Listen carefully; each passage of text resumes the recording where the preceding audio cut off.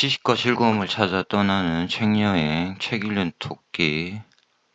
오늘은 초현실주의 두 번째 시간입니다. 읽고 있는 책은 조르주 세바라는 분이 쓴 초현실주의, 동문선에서 나온 책입니다. 얇지만 조금 어려운 책인데, 그래도 이 책을 통해서 초현실주의에 갖고 있던 막연한 생각, 이런 것들이 좀 정리되어서 좋았습니다. 지난 영상에서 마지막으로 보았던 조지 그로스의 회화 작품인데요. 다다이즘을 잘 설명하는, 그러니까 초현실주의자들 대부분이 다다이스트에서 넘어옵니다. 다다이스트였다가 초현실주의자가 되는 거죠. 그래서 요 조지 그로스의 작품이 흥미로웠고, 제목이 상당히 재밌습니다. 1920년 5월 다움이 자신의 현학적인 자동인형 조지와 결혼하다. 존 하트필드는 그것을 무척 기뻐하다. 여성은 자신의 아내 다움 이름을 약간 이렇게 바꾼 것이고, 자동기계가 조지 그로스 화가 자신입니다. 그리고 존 하트필드는 다다이스트 동료이고, 흥미롭습니다. 자, 요 그림을 보고 끝났는데, 이제 초현실주의를 좀 더 깊이 들어가 보도록 하겠습니다. 자동기술법은 앙드레 브루통이 얼마 전에 관심을 보인 문장, 어렵습니다. 창문에 의해 몸이 둘로 잘린 남자가 있다 에서 유래한다. 창문에 의해서 몸이 둘로 잘린 남자가 있다. 논리적이지 않죠? 터무니없는 이야기처럼 들리는데, 이 문장으로부터 자동기술법이 시작한다고 합니다. 요 자동기술법은 조지 그로스의 회화, 요 자동인형을 참고하시면 그들이 뭘 이야기하나? 이런 걸 조금 유추해 볼 수 있는 것 같습니다. 자동이라는 거죠. 그냥 무의식 속에서 의식적으로 내가 생각해낸 문장이 아니고 흘러 들어오는 것이다. 특히 그 근원은 무의식적인 것. 나는, 작가인 나는 그걸 받아쓰기만 할 뿐이다.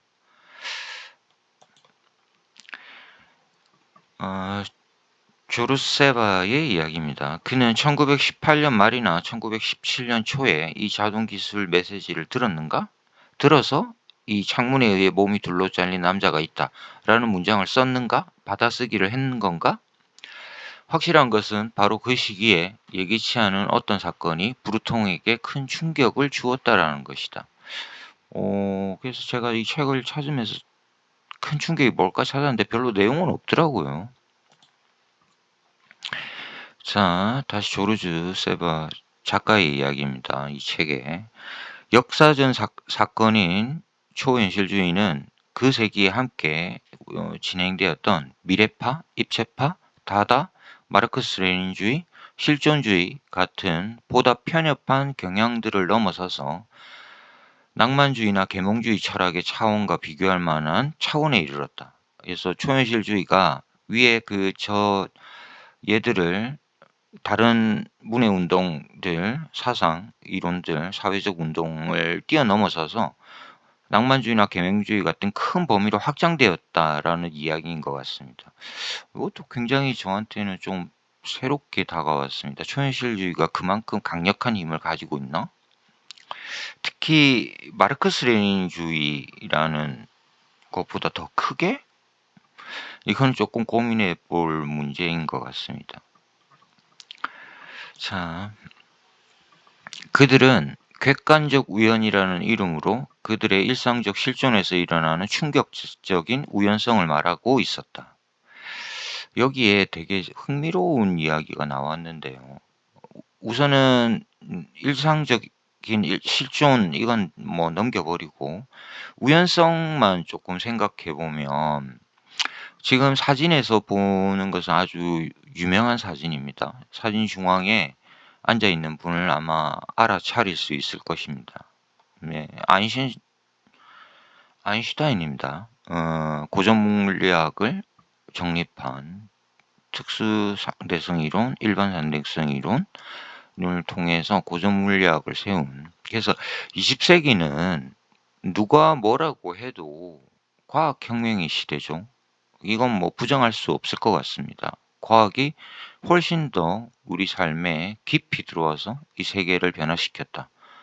인문학적이나 사회운동, 예술운동 이런 것들보다도 과학이 우리 삶의 모습을 변화시켰다라는 것에는 누구나 동의하실 것입니다. 근데 흥미로운 지점은 아인슈타인의 고전 물리학과 상대적으로 코펜하겐을 중심으로 덴마크죠. 그 양자 물리학자들, 뭐 많은 사람들이죠. 이들이 주장했던 양자 역학, 양자 물리학과는 상당히 이제 대척점에 섰습니다. 아인슈타인의 고전 물리학이. 그러니까 예전에 고전 물리학은 세계를 우리가 정확한 데이터가 있으면 앞으로 무엇이 일어날지 예측할 수 있다라는 것이죠. 빛과 물질의 운동과 속도 뭐 이런 것들을 계산해서 질량과 속도를 계산해서 정확한 예측값을 얻어낼 수 있다고 생각했는데 양자 물리학이 들어오면서 이게 불가능하다.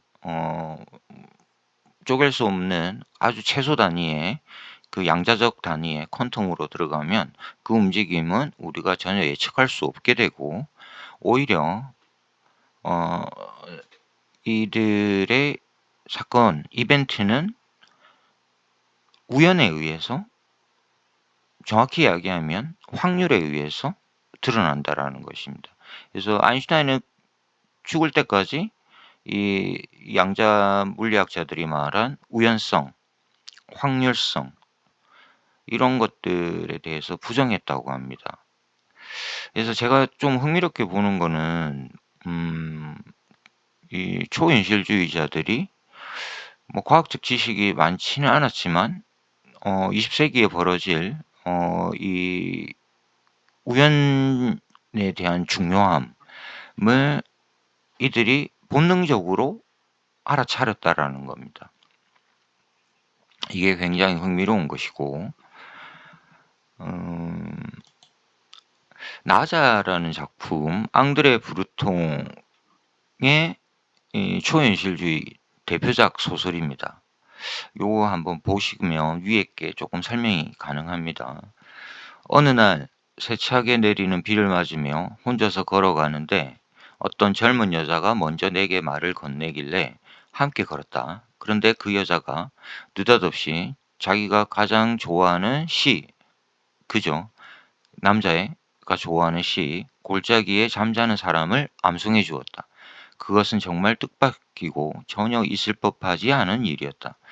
요게 앞에서 설명한 요 문장, 일상적 실존에서 일어나는 충격적인 우연성을 가장 잘 드러내는 문장입니다. 비가 내리고 산책을 하고 있는 것은 우리가 일상적인 공간에서 벌어지는 일상적 행위입니다. 그런데 갑자기 어떤 여자가 나타났는데 그 여자가 이 남자가 좋아하는 시를 암송해 준다. 그것은 정말 뜻밖이고 전혀 있을 법하지 않은 충격적인 우연이라는 겁니다. 어느 정도 이해하셨죠? 이 법칙이 계속 유지됩니다. 시에서도 그렇고 초원실주의자들의 시, 소설, 회화에서 이런 모습들이 아주 잘 표현되고 있다. 자, 일상적 초현실주의 한번 좀 더 깊게 보면 루이 아라공이라는 초현실주의 시인입니다. 루이 아라공은 카페 르프티 그리온과 세르타에 자주 출입했는데 그 카페들은 1919년부터 다다와 초현실주의자들이 모이는 장소가 되었다. 그래서 카페에 모여서 같이 이야기를 했다라는 겁니다. 자신들의 예술이나 뭐 이런 것들의 사회적 이론이나. 카페는 브루통과 그의 친구들이 세상과 유리되지 않으면서 서로 만나게 하였다. 끊임없는 접촉이 연대의식과 지속적인 결집력을 유지시켜준다. 그래서 이 초현실주의자들이 이상주의자, 지식적인 측면에서는 이상주의자들이고 실존적인 측면에서는 사실주의자다라는 것들 이전에 그 영상에서 나왔는데 그것도 한번 볼 수 있는 부분입니다. 이들은 일상적인 파리라는 특히 파리의 거리에 있는 카페들에 모여서 일상적인 모임을 했다.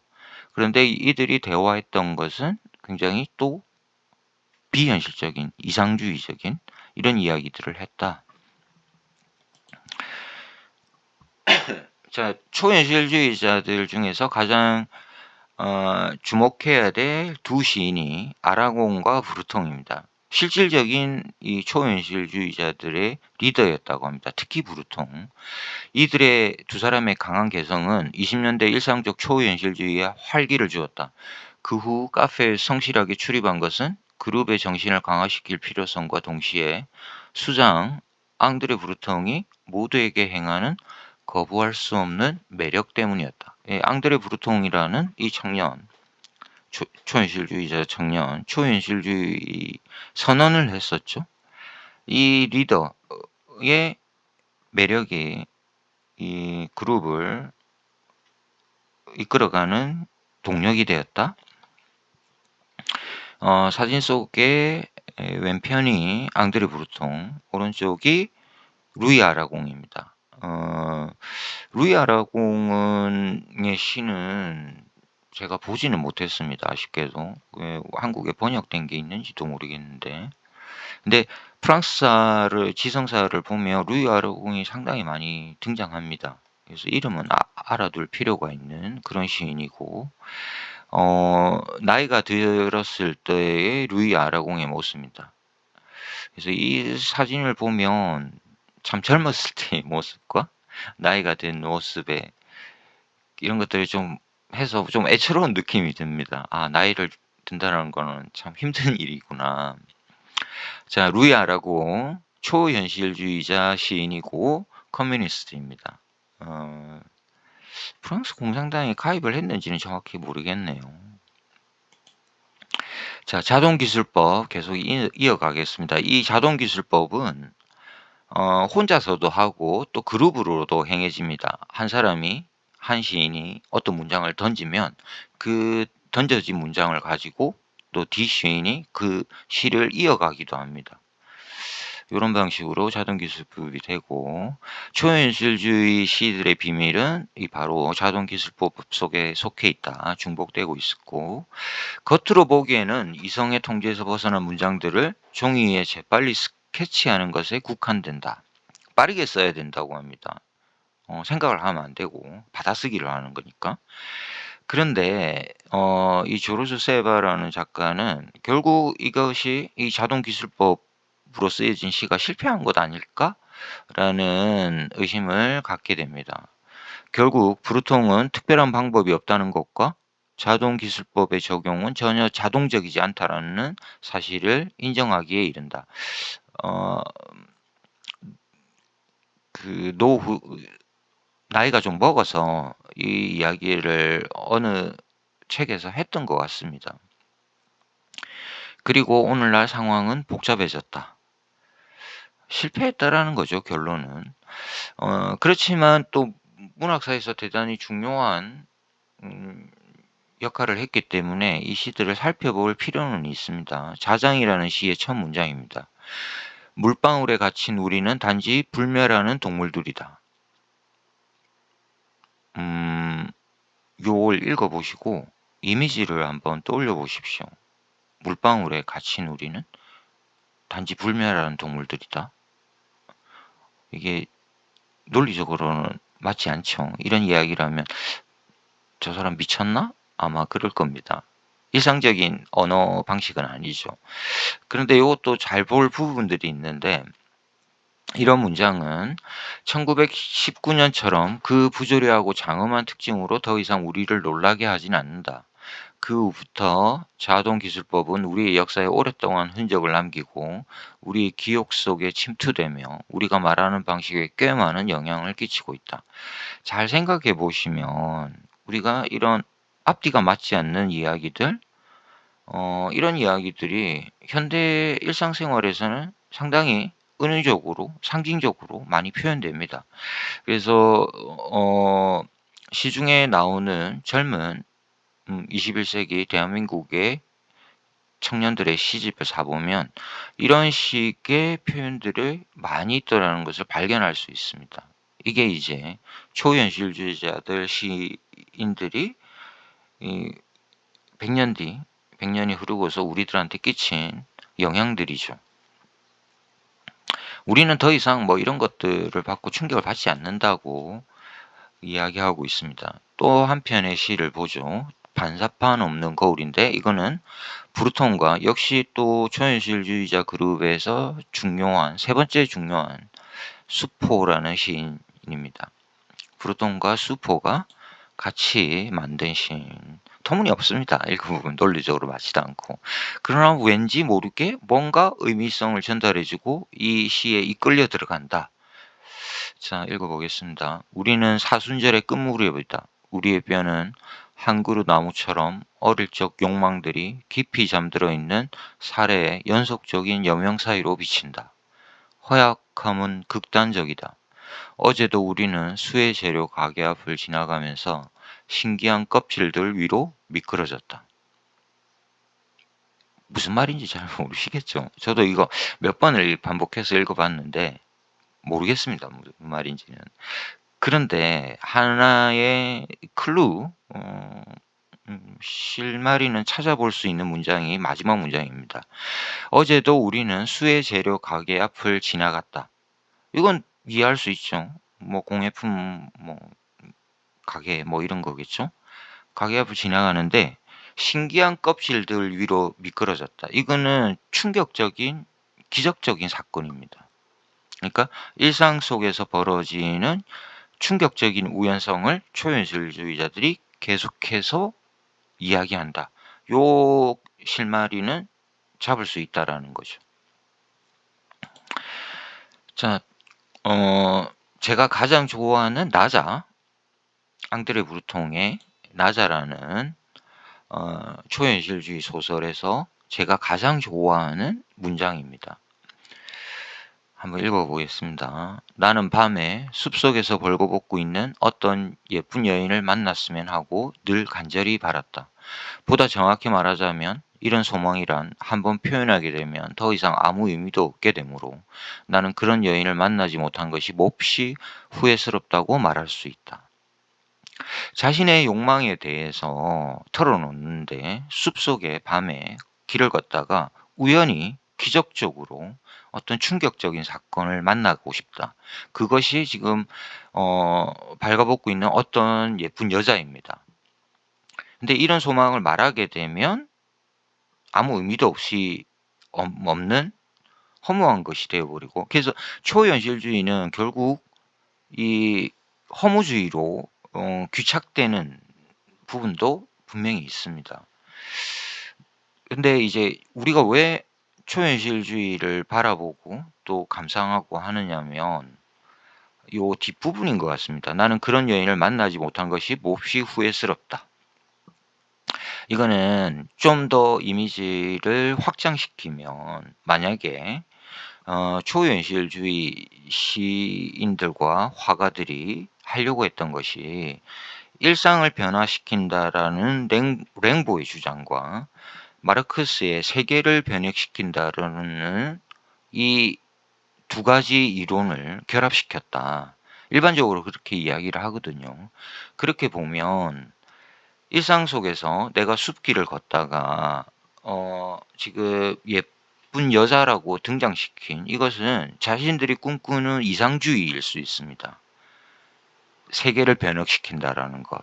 그래서 그 여인을 만나지 못한 것이 무척 슬프다, 안타깝다, 후회가 된다라는 것은 자신이 꿈꾸었던 이상세계, 유토피아가 현실로 끌어들이지 못했다라는 그 고백입니다. 그렇게 바라보면 이 나자라는 것이 1920년대에 나온 소설이고 1917년 러시아 혁명이 되었고 그때 이미 이 프랑스 초현실주의 소설가는 이 마르크스주의의 실패를 예감하고 있다라는 겁니다. 그렇게 보면 문학사에서 대단히 중요한 흥미로운 텍스트가 되는 것이죠. 뭐 너무 의미를 확장시켰는지 모르겠지만 저는 나자를 읽으면서 이 소설을 다 읽고 나면 도대체 무슨 소리지? 이렇게 멍해집니다. 그런데 이 멍해짐과 동시에 뭔가 모르겠는데 깊은 슬픔이 전해집니다. 저는 유일하게 초현실주의 시에서는 아직까지 그런 느낌 못 받았는데 이 나자라는 소설을 통해서는 이 느낌을 분명히 전달받았습니다. 그래서 그런 식으로 우리가 이 텍스트를 한번 읽어볼 의미가 있다라는 것이죠. 제가 지금 초현실주의란 무엇인가라는 것을 주제로 이 영상을 만들고 있는 이유도 바로 그런 이유인 것 같습니다. 조금 확장시키면 최근에 얼마 전에 한 10년 됐나요? 파트리크 모디아노라는 프랑스 소설가가 그 노벨 문학상을 받았죠. 그러면서 우리가 그의 텍스트를 국내에서 많이 읽게 되었는데 특히 대표작이 어두운 상점들의 거리죠. 이 작품도 이 성향을 띠고 있습니다. 어두운 상점들의 거리를 읽으면 도대체 이 작가가 무슨 이야기를 하는지 감을 잡을 수가 없습니다. 근데 그냥 다 읽고 나면 굉장히 깊은 감동을 느끼게 됩니다. 안타까움을 느끼게 되고 이 주인공들에 대한 동정, 연민 이런 것들을 느낄 수 있다라는 거죠. 그런 의미에서 이 초현실주의가 갖고 있는 힘이 여전히 이 현실에 살아있다. 자, 브루통이 아라공한테, 루이 아라공 친구죠. 같은 동료 초현실주의자 시인에게 보내는 편지글에서 가져온 겁니다. 시와 예술은 무엇을 하는가? 그것들은 찬양한다. 광고의 목적 역시 찬양하는 것이다. 단언컨대 세상은 멋진 책이 아니라 멋진 광고로 끝이 날 것이다. 더 이상 시도, 책도 없을 것이다. 나는 광고를 위협한다.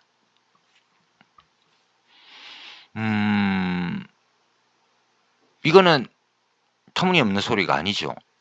처음부터 첫 문장부터 끝 문장까지 우리가 다 듣고 이해할 수 있는 문장입니다. 그러니까 초현실주의자들이 무엇을 하려고 했던가라는 것을 엿볼 수 있는 부분인데요. 이들은 시와 예술을 하려고 했던 거죠. 그리고 무엇과 싸웠냐? 20세기에 밀려드는 이 광고라고 대표되는 자본주의, 이 거대한 물결과 싸우고 싶어 했던 것 같습니다. 자, 너무 크게 확장시키지 말고 지금 돌아와서 보면 지금 우리가 살고 있는 2025년 대한민국의 현실을 한번 떠올려 보시면 이게 얼마나 정확한 이야기인지 느낄 수 있습니다. 우리는 시와 예술 속에서 살고 있지 않다. 우리는 이제 광고 속에서 살고 있다. 광고가 훨씬 더 우리 삶에 깊은 영향을 던집니다. 그죠? 어디에서나 광고를 볼 수 있고 어디에서나 광고 속에 살고 있는 거죠. 문제는 시와 책도 점점 그 영향력을 잃어간다라는 것입니다. 여기에 대해서 분명히 지금 브루통이 경고하고 있는 것입니다. 예감하고 있는 것이고 어떻게 보면 제가 지금 이 책 읽는 토끼라는 이름으로 유튜브를 하게 된 이유도 이런 것 같습니다. 저 역시 이 이야기에 무척 동감하고 있고 현재도 그런데 앞으로는 이 현상은 더 확장될 것이다. 사실 시는 많이 효력을 잃었죠. 그나마 소설이 현대 독자들한테 읽히고 있는데 이건 시간이 지나면 지날수록 소설도 안 읽힐 것입니다. 그냥 우리는 광고 속에 자본가들이 펼쳐 놓은 그 끝없는 언어들, 무의미한 그 언어들 속에서 살아갈 것입니다. 제가 예감하는 거는 그러면은 인류가 쌓아 놓은 그 수많은 텍스트들, 위대한 텍스트들은 도대체 누가 읽을 것인가? 제가 예상을 해 보니까 이거 완전히 이제 뇌피셜인데, 시와 소설, 예술에 관한 이런 텍스트들은 결국 AI 로봇만 읽을 것 같습니다. 인간은 더 이상 안 읽고 읽을 필요가 없다라는 것이죠. 그런 미래를 혼자 좀 예측해 보고는 있습니다. 그래서 요 편지글이 되게 흥미로웠다. 자, 그림은 아마 정확히 기억 안 나는데 막스 에른스트가 그린 앙드레 브루통입니다. 앙드레 브루통이 남아있죠. 중앙에 있고, 막스 에른스트가 이 리더, 초현실주의 시인 리더를 그린 그림 같습니다. 자, 초현실주의적 텍스트와 꿈의 이야기라는 장입니다. 결국 초현실주의는 흔하게 이야기되는, 가장 많이 이야기되는 부분이 꿈입니다. 초현실주의 딱 떠올리면 달리 그림이 나오고 생각나고, 아니면 르네 마그레트, 막스 에른스트, 뭐 이런 사람들, 화가들의 그림이 떠나면서 무의식 속에 펼쳐지는 꿈, 그런 거 아니야? 라는 게 일반적인 것이죠.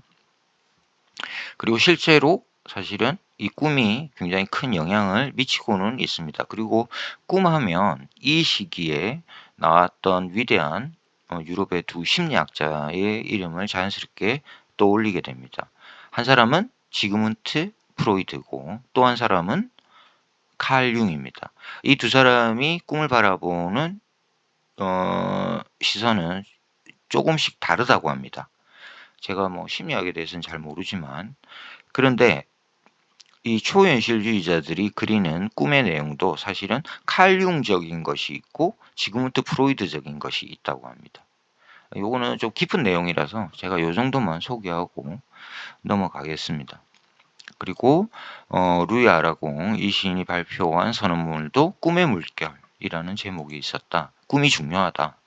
그리고 이 수많은 초현실주의자들의 꿈들은 초현실주의자들이 만든 잡지, 이 초현실 혁명도 그 잡지 중에 하나입니다. 여러 권의 잡지를 내는데 그곳에서 나타난다고 합니다. 프로이트와 반대로 시인들은 해석의 정형화된 틀 바깥에서 방황하지 않고 그들의 꿈의 명백한 내용을 이야기한다. 프로이트의 꿈의 해석의 방식과는 조금 다르다고 합니다. 접근 방법이. 게다가 초현실주의자들의 연장된 꿈들은 최초의 정신분석가에 의해 수집된 짧고 예리한 설명과 전혀 유사하지 않다. 이 부분은 제가 프로이트 내용을 잘 몰라서 이 정도만 소개하고 넘어가겠습니다. 자, 그리고 이제 시간과 초현실주의의 오브제라는 장으로 들어왔습니다. 그림은 막스 에른스트가 그린 유명한 도시를 그린 그림입니다. 달. 초현실주의 공간인 거죠. 자, 초현실주의자들의 일상적 경위는 시민에게 도시의 수수께끼를 풀도록 독촉한다. 이 부분이 굉장히 재밌는데, 우리가 왜 초현실주의에 흥미를 느끼고 재미를 느끼고 끌려 들어가는가를 잘 설명해 주는 부분입니다. 서문에서 이 조르주 세바라는 이 작가가 이야기할 때 초현실주의는 역사적 현실이고, 이렇게 1924년을 기점으로 일어난 초현실주의 운동이 일어난 역사적 사건이고, 또 하나는 우리의 개념적인 문제, 이성의 모순이라는 것을 깨는 철학적 개념이다. 라고 설명을 해줬습니다.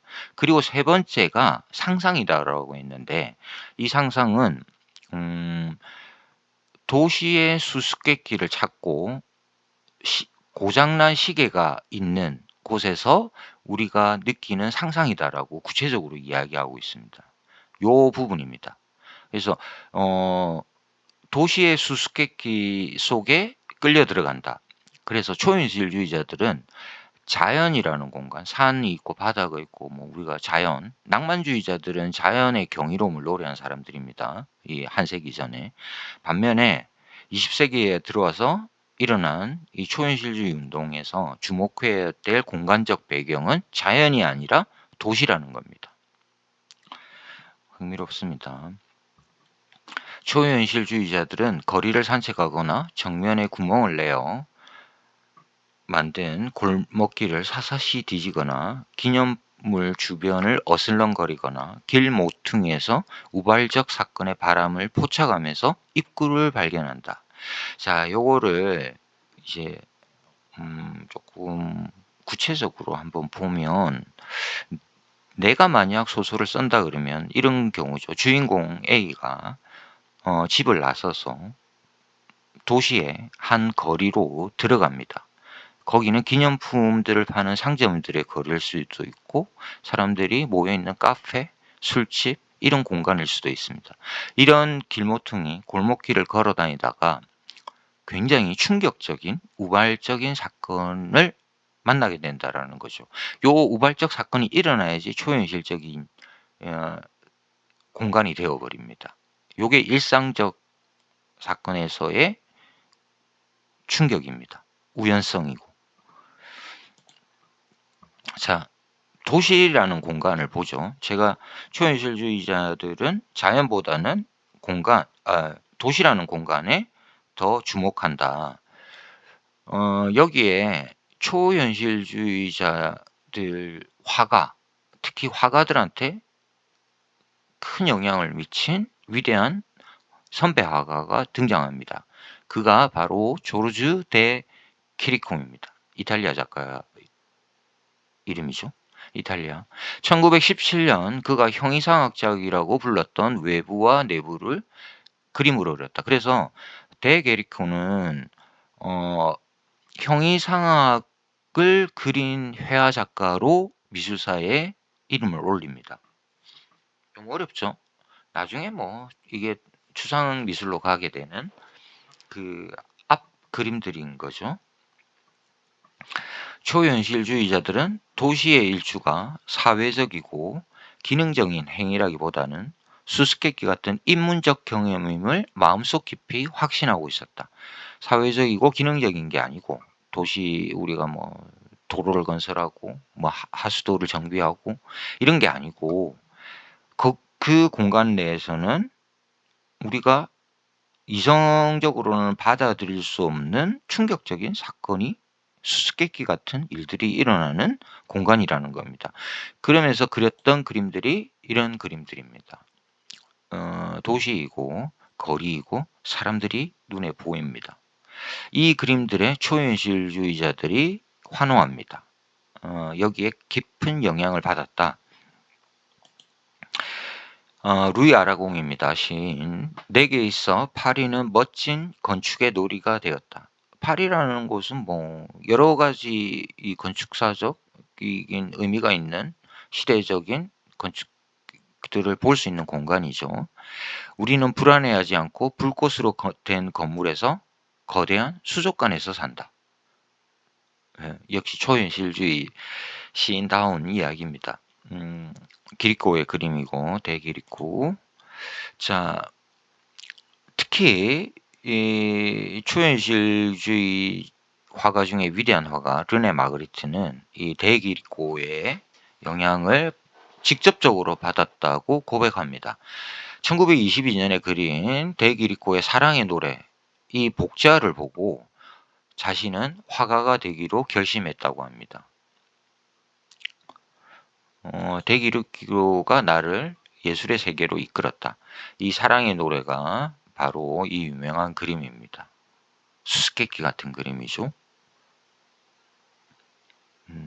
초현실적인 공간. 그러면서 르네 마그리트는 거의 데뷔작에 가까운 요 그림이 보이지 않는 선수, Invisible Player, 아마 그런 제목일 겁니다. 이런 이제 그림들을 초현실을 대표하는 그런 그림들을 이제 작업들을 하게 됩니다. 르네 마그리트가. 그래서 대기리코가 굉장히 큰 영향을 미쳤다. 자, 그리고 요 부분도 상당히 재밌습니다. 초현실주의자들이 영향을 받은 앞선 선배들입니다. 로트레아몽 시인입니다. 프랑스. 랭보 프랑스 상징주의 시인. 그리고 대기리코 이 세 사람 매 분위기에 젖어서 기호와 상징들이 풍부하고 욕망이 모습을 변화시키며 우연히 기존의 질서에 복수하는 장소들과 거리들을 배회한다. 로트레아몽은 말도르의 노래라는 굉장히 이상한 그로테스크한 시를 쓴 시인입니다. 굉장히 앞선 사람입니다. 그리고 랭보는 좀 가깝죠. 이들과 19세기 시인이니까. 랭보는 아마도 제가 볼 때는 요 시집 일루미네이션 환영? 요 부분에 이 시에 물론 지옥에서의 한철이라는 대표적인 시집이 있죠. 이런 데 영향을 받지 않았을까. 그래서 아까 제가 잠깐 말씀을 드렸지만 초현실주의자들은 랭보의 나의 일상을 바꾼다라는 것과 마르크스의 세계를 바꾼다. 이 두 가지 사상이 결합되어 있다고 그랬죠. 일반적으로 많이 이 이론을 그렇게 설명합니다. 그래서 랭보가 굉장히 중요한 시인이다. 그래서 초현실주의자들의 텍스트들을 읽기 위해서 우리는 랭보와 데기리코 같은 이런 앞선 사람들의 작품들에 대한 이해가 있으면 훨씬 더 이해가 쉽다. 이런 추적점을 찾을 수 있습니다. 자, 여기 이제 조금 다른 이야기 해보겠습니다. 이 랭보의 영향을 받았다라는 것은 우리가 쉽게 받아들일 수 있고, 근데 마르크스주의를 받아들였다. 세계를 변화하기 위해서. 마르크스주의는 19세기에 등장한 세계혁명의 중심에 있는 이론이죠. 공산주의 이론이고, 우리가 뭐 지금도 북한은 공산주의 국가로 남아있고 여전히 맹위를 떨치고 있는 어쩌면 살아있는 이론입니다.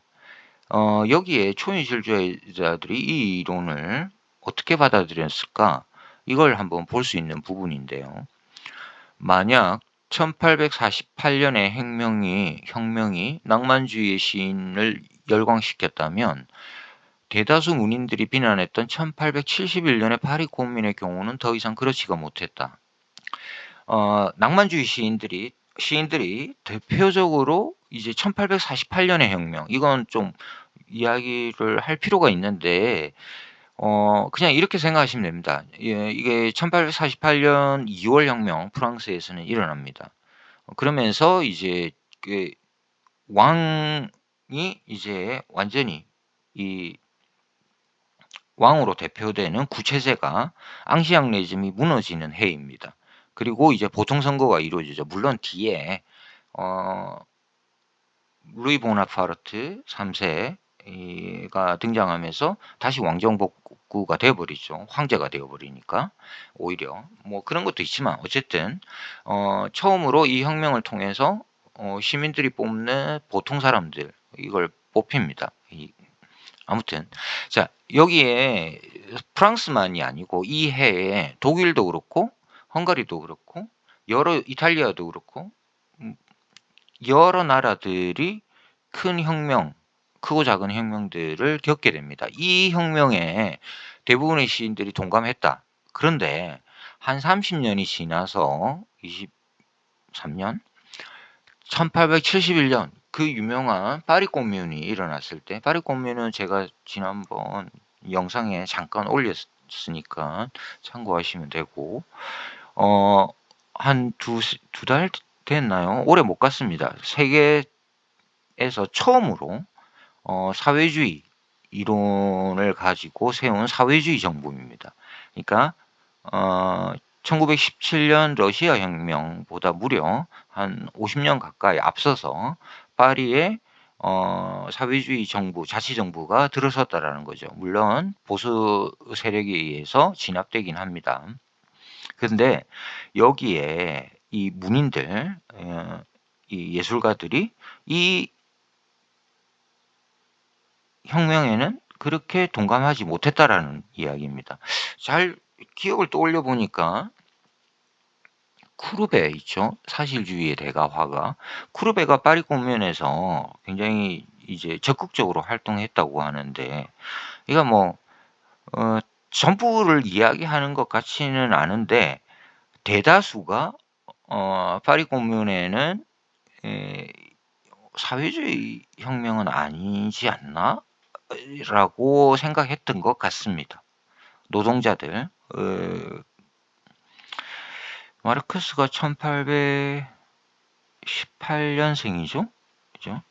그러니까 이제 뭐 그런 것도 좀 볼 수 있는 부분입니다. 자, 그렇게 1918년부터 1924년까지 초현실주의자들, 초현실주의 운동, 이들은 기꺼이 1789 프랑스 대혁명 바스티유 감옥을 넘어갔던, 그리고 1793 로베스피에르의 혁명입니다. 1830년 10월 혁명, 1848년 2월 혁명, 1871년 프랑스 코뮌, 특히 무정부주의적 폭력을 참고하면서도 이런 일련의 혁명들을 참고하면서도 1917년에 러시아 혁명을 무시한다. 요게 제가 왜 이렇게 길게 이야기하냐면, 제가 개인적으로 갖고 있는 의문점들을 이 책을 통해서 좀 해결을 했습니다.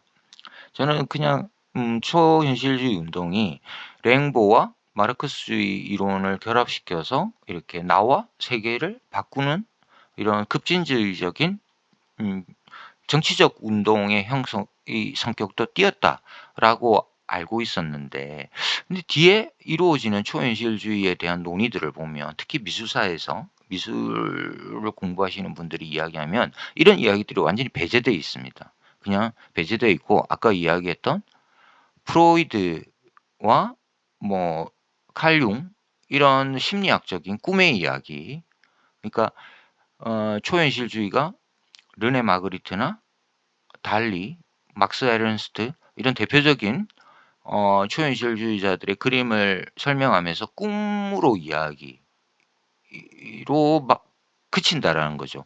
개인적인 경험, 개인이 갖게 되는 우연적인 충격, 이걸로 통해서 그 세계에 목소리를 전달했다. 이 목소리에는 지금 역사적 사건들이 배제되어 있다라는 겁니다. 그래서 초현실주의를 대할 때마다 항상 왜 저렇게만 이야기하지?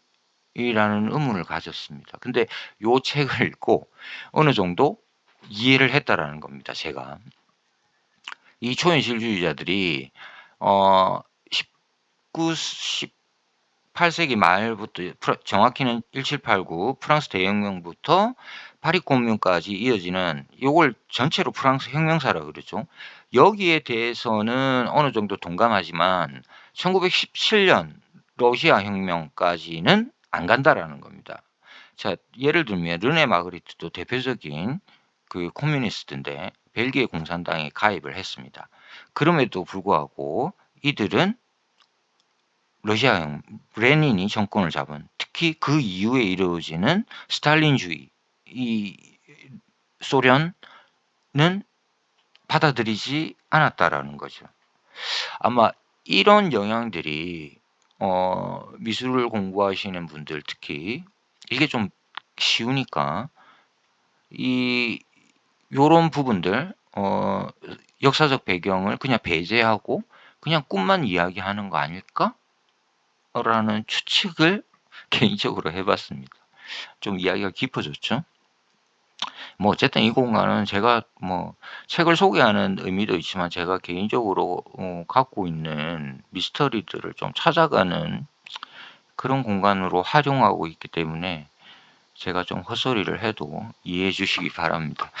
아무튼 자, 브루톤과 그의 친구들은 전혀 정치적 투쟁자로 변하지 않으며 프랑스 공산당에도 국제공산당에도 가입하지 않을 것이다.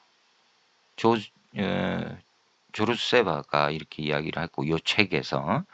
자, 브루톤과 그의 친구들은 정치 투쟁은 하지 않았다. 심지어는 프랑스 공산당에도 인터내셔널에도 가입하지 않았다. 요게 이제 문제가 되는 거죠. 그리고 그렇게 보면 제가 지난 영상에서 소개해드렸던 10명의 알아둬야 될 초현실주의자들에 등장하는 멕시코 프리다 칼로 기억나시죠? 이 프리다 칼로가 그 남편 리베라 디에고, 이 리베라 디에고가 대표적인 공산주의자이고 멕시코 혁명을 이끌었죠. 프리다 칼로도 역시 공산주의자입니다. 그런데 이들이 이제 유럽에서 온 아주 귀중한 손님을 맞이하는데, 이들 부부가 그 한 사람이 레온 트로츠키입니다. 그래서 레온 트로츠키의 망명을 도와주는 거죠. 멕시코에서의 생활을. 이때 등장하는 사람이 앙드레 브루통입니다. 그래서 제가 그 사건을 보면서 그 트로츠키는 소련 공산당에서는 거의 악인 거죠. 트로츠키주의자라는 것은 대단히 심한 욕입니다. 변절자라는 것이고, 소련 공산당과는 적, 에너미입니다. 그러니까 왜 그 앙드레 브루통과 프리다 칼로가 이 트로츠키와 친하게 지냈나, 이런 것도 한번 생각을 해볼 수 있는, 어쨌든 요게 좀 정리가 되는, 왜냐하면 이들이, 이 브루통과 그의 친구들이 이 소련 공산당에 대해서는 특히 이 반발을 갖고 있었다라는 걸 볼 수 있는 거죠. 그러니까 트로츠키와 친하게 지낼 수 있는 거고. 이거 정확한 건 아닙니다. 제가 읽은 책들 속에서 그렇게 이제 생각을 좀 정리해가는 그런 부분이니까 참고로만 하십시오. 자, 시적이고 상상적이며 실질적인 초현실주의 혁명. 자, 초현실주의 혁명은 이렇답니다. 시적이고 상상적이며 실질적이다.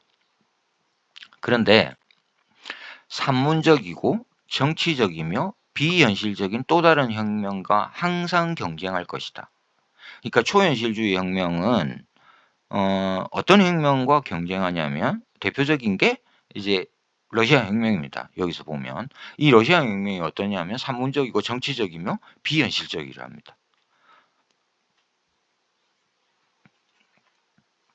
자, 논의가, 이 문장은 여러 가지를 이야기할 수 있는데, 초현실주의 혁명의 시적이라는 것은 시인들이 주도했다라는 것에서 우리가 자동기술법 시들을 읽으면서 자연스럽게 받아들일 수 있는 부분이고, 도시의 수수께끼를 푼다라는 의미에서 상상적이라는 것도 받아들일 수 있습니다. 실질적인 혁명이다, 이건 잘 모르겠습니다. 솔직히 말하면 이게 뭘 이야기하는 건지. 자기를 변화시킨다, 그거 랭보의 이야기 같은데 잘 안 들어오고, 그 외에 실제로 일어난 러시아 혁명, 소련 공산당, 소비에트 혁명, 이게 산문적이다.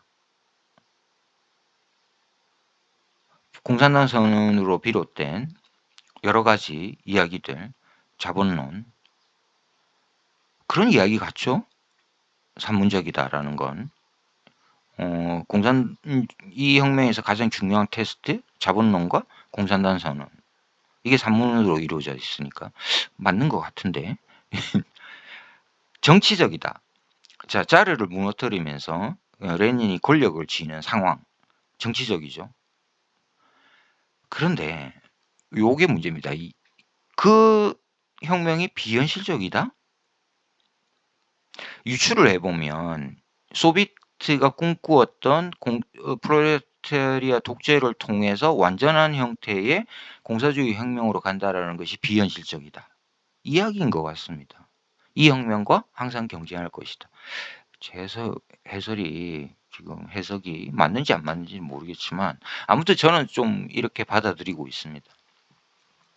자, 조금 더 초현실주의를 보기 위해서 윤리를 보기 장인데 요 부분도 흥미롭습니다. 조르주 대 기리코의 그림이고 막스에른스트인가 아무튼 기리코 그림 같습니다. 자, 초현실주의자들이 존중하는 세 가지는 오늘날보다 훨씬 더 독창적으로 나타난다. 자, 요게 보면 초현실주의자들이 어떤 윤리적 감각을 지니고 있었나? 재밌습니다. 이들은 세 가지를 중요시했는데 하나는 시, 사랑, 자유라고 합니다. 이건 뭐지? 여기에 보면 지금 마르크스주의의 세계를 변화시킨다라는 게 빠져 있죠. 자유 속에서 찾을 수는 있는데 그래도 자유는 어쨌든 개인적 자유가 훨씬 더 많이 언급되죠. 그리고 이 부분은 시와 사랑과 자유를 중요시했다라는 것을 따지고 보면 도대체 낭만주의자들과 뭐가 다르지? 라는 질문에 이르게 됩니다. 들르크루아, 괴테, 여러 바이른, 랭보도 약간 낭만주의에 가깝죠. 이런 시인들과 뭐가 다르지? 라는 생각은 좀 하게 됩니다.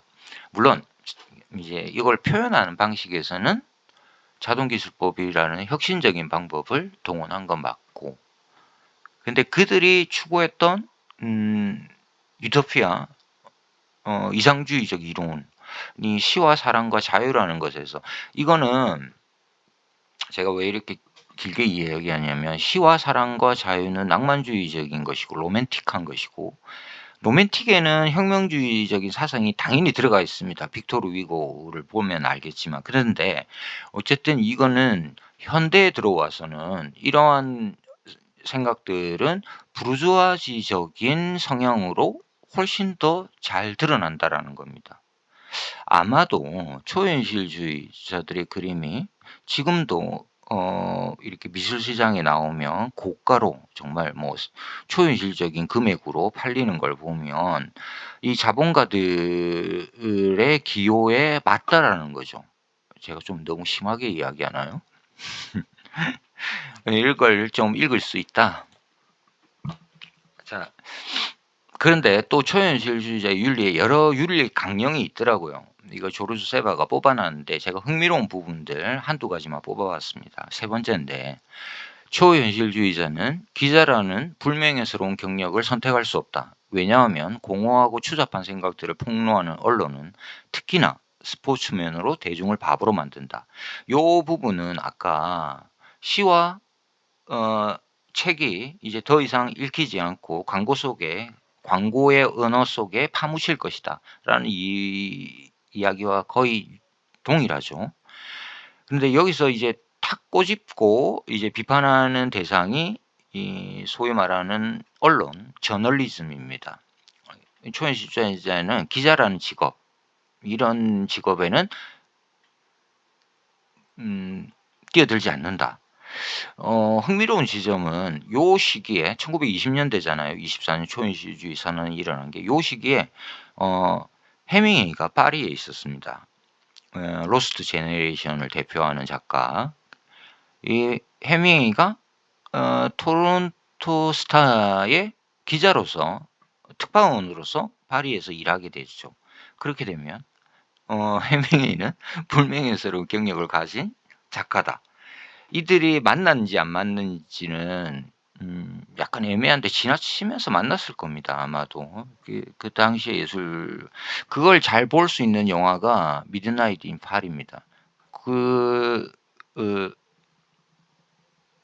감독이 누구죠? 아무튼 그 영화를 보시면 해밍웨이가 등장하고 또 초현실주의자인 달리가 등장하는 장면이 나옵니다. 이 두 사람이 겹쳐서 있는 장면은 안 나오는데 어쨌든 한 공간, 파리라는 동시대에 같은 공간 속에 있었다. 요것도 흥미롭게 볼 수 있고, 현대인들이 스포츠에 열광한다.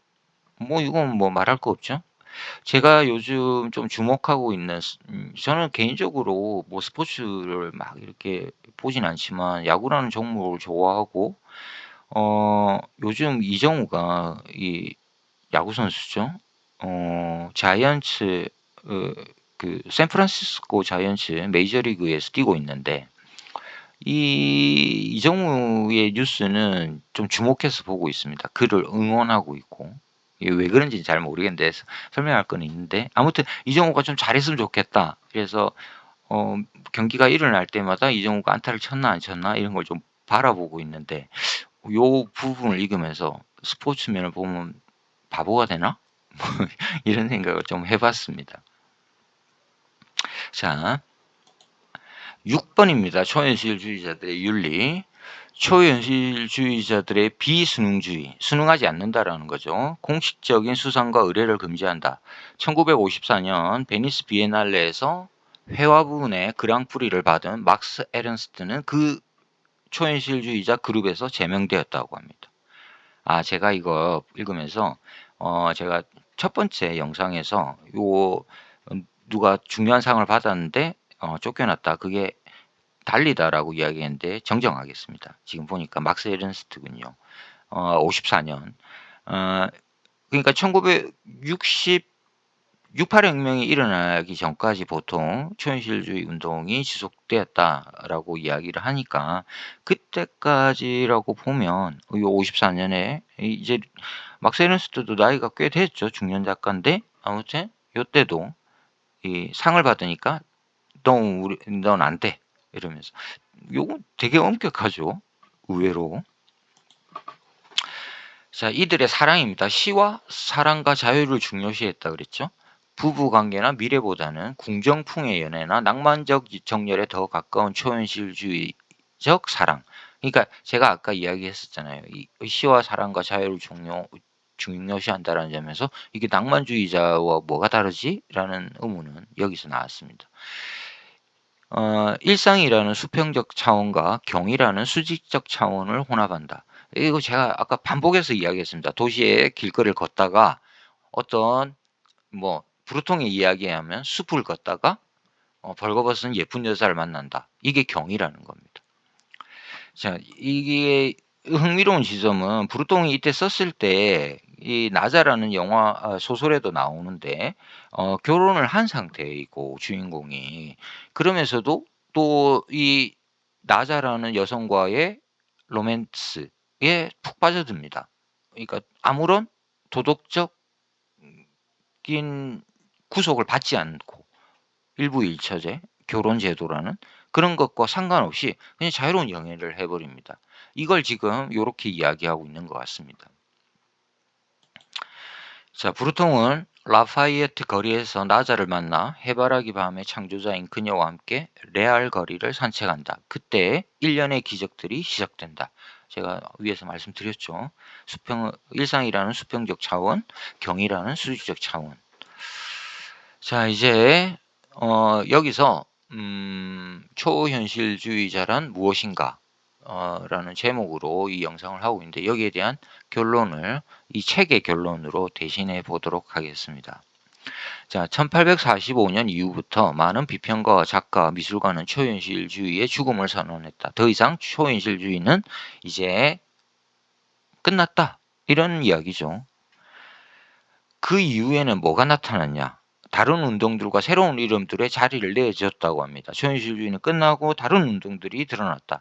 그 운동들을 살펴보는 게 흥미롭습니다. 뭐가 들어왔나? 실존주의, 추상미술, 누보로망, 누벨바그, 록, 팝아트, 구조주의 이런 것들에 자리를 내줬다. 실존주의는 대표적으로 하이데거 앞에 이런 사람들 끌고 와야 되지만 우리가 아는 거는 사르트르죠. 68혁명의 중심 이론, 안가주망, 참여, 실존주의, 그리고 추상미술, 이거는 여러분들 다 아실 거라고 생각하고, 누보로망, 미술에서는 추상미술이고, 소설에서는 누보로망이라는 것은 새 소설이라는 뜻입니다. 이거는 이제 줄거리도 없고, 캐릭터도 없고, 진짜 어렵습니다. 진짜 이상한 소설들이고, 그래서 이 누보로망 운동에 나온 소설들이 현대에는 거의 안 읽힙니다. 너무 이상하고 뭐야 이렇게 되는. 저도 거의 이제 읽어보려고 시도했는데 뭐 별로 남아있는 작품도 없고 이론적인 부분에서만 지금 문학사에서 남아있다. 누벨바그는 영화에서 일어난 새로운 뉴 웨이브 운동입니다.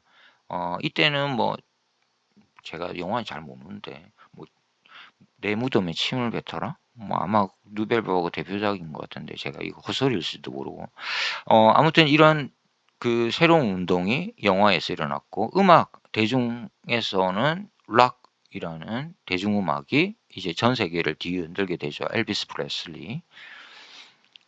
그리고 팝아트 미술에서 앤디 워홀, 뭐 리텐슈타인, 뭐 너무 많으니까 뭐 팝아트 그리고 구조주의 이론 철학에서는 구조주의로 들어가게 됩니다. 여기가 조금 어렵죠. 알티셰르, 뭐 소시르의 언어, 뭐 여러 것들이 있습니다. 이런 구조주의. 그리고 요게 지나면 또 이제 소위 포스트 모던이 등장하는 거죠.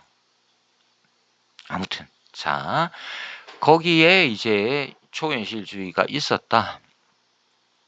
이렇게 정리가 됩니다.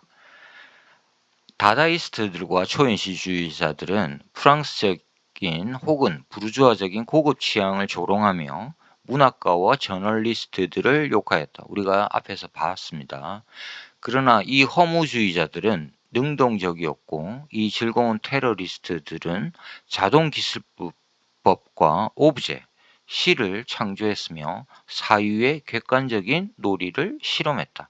이 부분이 이 조르주 세바라는 이 저자는 가장 중요하게 초현실주의의 의미를 두고 있습니다. 우리의 이성에서 객관적인 논리, 사유를 통한 논리를 이들이 실험해봤다. 이게 이제 이 현대 모더니즘에 아주 큰 영향을 줬다라는 것이죠. 예술가들과 작가들은 시상대에 올라가는 동시에 자유를 속박당한다. 고갈된 문학과 예술은 돈이나 제도, 미디어들에 의해 통제되고 찬양된다. 자, 초현실주의자들은 시와 자유와 사랑을 중요시했고 자신들의 자유가 자본가들에 의한 돈이나 제도에 의해서 국가 제도에 의해서 침탈당하는 것을 거부했다고 합니다. 특히 또한 미디어들에 대한 감시와 통제에 저항했다. 이 저항 정신을 높이 사서 우리는 초현실주의를 바라봐야 된다.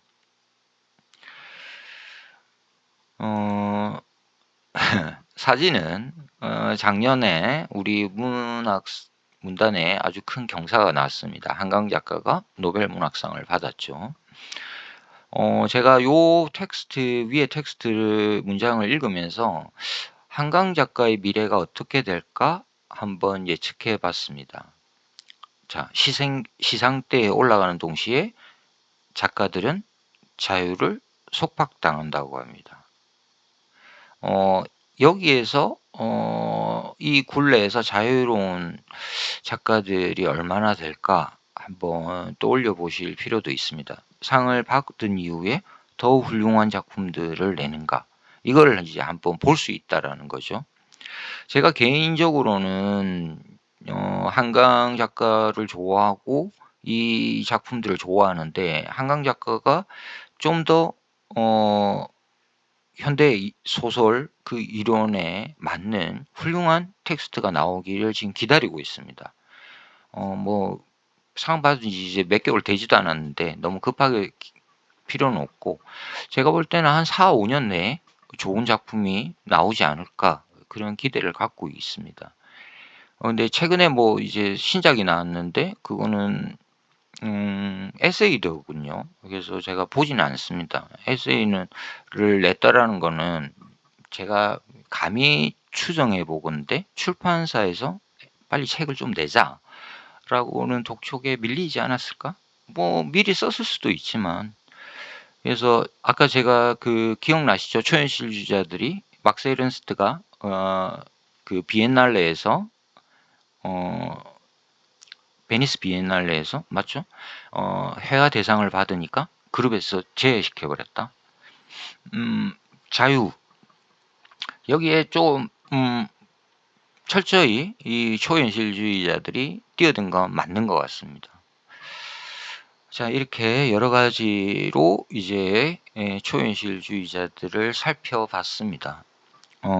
그리고 마지막으로, 그래서 이 초현실주의라는 이 조르주 세바의 책을 제가 읽으면서 느낀 거는 역시 앙드레 브루통의 영향력이 굉장히 중요한 문해 이론이었다, 운동이었다. 이걸 알 수 있었고, 초현실주의 선언, 그가 쓴 이 텍스트가 굉장히 중요하구나. 한번 읽어볼 생각입니다. 그러면은 좀 더 제가 갖고 있는 의문이나 미스터리가 좀 풀리지 않을까? 한 부분만 제가 마음에 드는 한 문장만 읽어보겠습니다. 모든 것이 삶과 죽음, 실제와 상상, 이 모든 것이 더 이상 모순되게 인식되지 않는 정신의 어떤 지점이 존재한다는 것을 믿도록 만든다. 뭔가 어렵긴 합니다. 초현실주의자가 가려는 그 세계, 이렇다는 거죠. 삶과 죽음, 실제와 상상. 굉장히 큰 포부인 것 같긴 합니다. 지식에 있어서 이상주의자였고, 존재론적인 면에서 사실주의자였던 그들의 면모, 이런 것들을 이 책을 통해서 잘 볼 수 있었습니다. 그리고 제가 개인적으로 가졌던 의문점들, 이런 것들을 앞서 말씀드렸던 그런 의문점들을 좀 더 찾아볼 수 있는 텍스트였습니다. 그리고 마지막으로 보여드릴 그림이 요 막스 에른스트의 그림인데, 저는 이 그림을 보면 굉장히 기분이 묘해집니다. 그리고 이 그림을 볼 때마다 소설을 써야지 라는 생각을 하게 됩니다. 제가 여태까지 한 6권의 소설을 냈는데 요런 형태의 소설을 내볼까? 이런 느낌을 전달받는 그림입니다. 뭔가 흥미롭지 않습니까? 누군가가 쫓아가고 도망가는 것 같은데, 그들의 캐릭터를 한번 보십시오. 이런 느낌의 흥미진진한, 그러면서도 그들의 이상과 사실, 리얼을 또 드러내는 그런 작품, 그런 소설을 쓰고 싶다라는 욕망을 느끼게 되는 그런 그림이었습니다. 네, 오늘은 아주 1시간 넘겼네요. 길게 이야기를 했습니다. 그리고 초현실주의자란 무엇인가, 2부를 제가 원래 3부까지 할 생각이었는데 오늘 금요일이고 해서 그냥 길게 2, 3부를 모아서 한 통으로 묶어봤습니다. 자, 지식과 즐거움을 찾아 떠나는 책여행.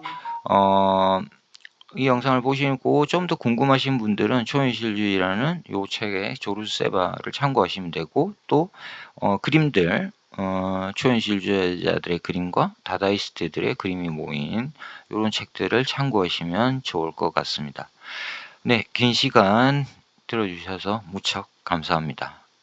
마치겠습니다. 책 읽는 토끼였습니다.